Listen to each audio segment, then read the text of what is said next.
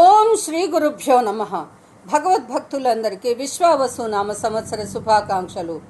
ఈరోజు వైశాఖ బహుళ నవమి బుధవారము. వైశాఖ పురాణంలో ఈరోజు ఒక ఆసక్తికరమైన ఒక యథార్థ సంఘటన గురించి తెలుసుకుందాము.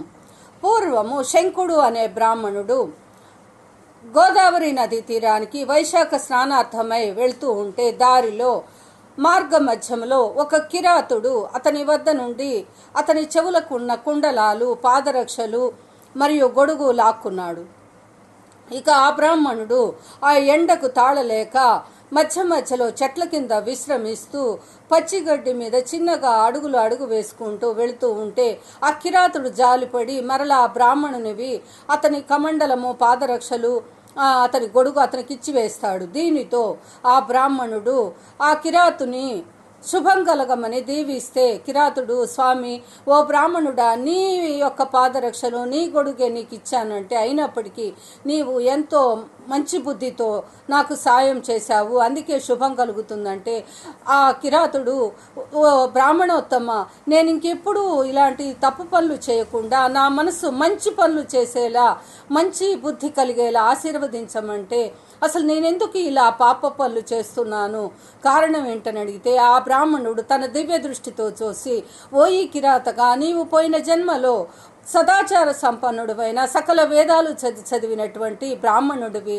నీ పేరు స్తంభుడు, నీ భార్య కాంతిమతి, మహాపతివ్రత, సౌందర్య రాశి అయినప్పటికీ బ్రాహ్మణుడు అయిన నీవు ఒక వేశ్యతో తిరుగుతూ ఆమెను ఇంటి వద్దకే తెచ్చి ఆమెతో కలిసి మాంసభక్షణ చేశావు. అయినప్పటికీ నీ భార్య నీ వైద్య ఖర్చుల నిమిత్తము నీకు వైద్యం చేయించింది, దానితో ధనమంతా అయిపోయి వేశ్య కూడా నిన్ను వదిలి వెళ్ళిపోయినా నీ భార్య నీకు సకలోపచారాలు చేసింది. ఒకసారి ఒక మహర్షి మీ ఇంటికి వచ్చినప్పుడు ఆమె ఆ ఋషికి వైశాఖ మాసంలో సకలోపచారాలు చేసి పానకము ఇచ్చి నీ చేత కూడా ఇప్పించింది. ఆమె యొక్క మంచితనానికి ఆమె చనిపోయిన తర్వాత వైకుంఠానికి వెళ్ళిపోయింది. కానీ నీవు మరణ ఆసన్న సమయంలో కూడా వేశ్యనే తలుచుకున్నందుకే నీకు కిరాత జన్మ ఎత్తవలసి వచ్చింది.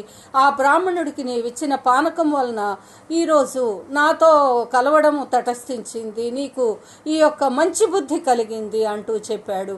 ఎవరైతే వైశాఖ మాసంలో శ్రీమన్నారాయణని సద్భక్తితో సేవిస్తారో వారికి సద్బుద్ధి కలిగి సకల శుభాలు కలుగుతాయి అంటూ చెప్పారు. ఈ వీడియో నచ్చిన వారు లైక్ చేసి, షేర్ చేసి, సబ్స్క్రైబ్ చేసుకోండి. జై శ్రీమన్నారాయణ, జై శ్రీ